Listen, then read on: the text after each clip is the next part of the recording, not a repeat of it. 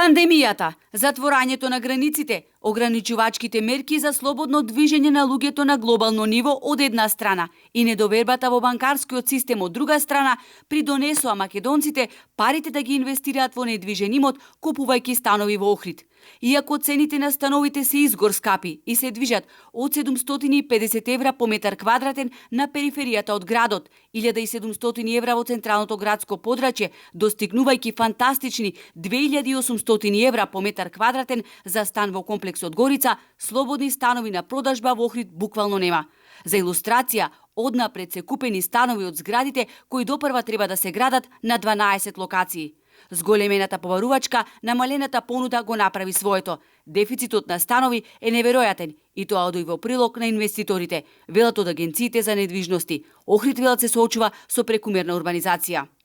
Проблемот е дали ние едноставно сме спремни за УНЕСКО и дали ние спремни овој Божји бисер да го зачуваме за едните генерации, како што некојаш го зачувале и во таа форма во каква била, зашто не само што ќе го изгубиме приматот за град на УНЕСКО, него и ќе почнеме да се задушуваме.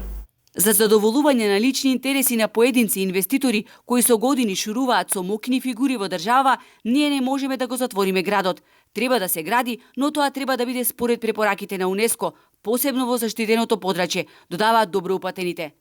Битно е дека треба да се престани, треба да се поведи контрола на тоа, а и да се дава на инвеститори кои што ќе градат сериозно и за цените кои што се пласираат во Охрид.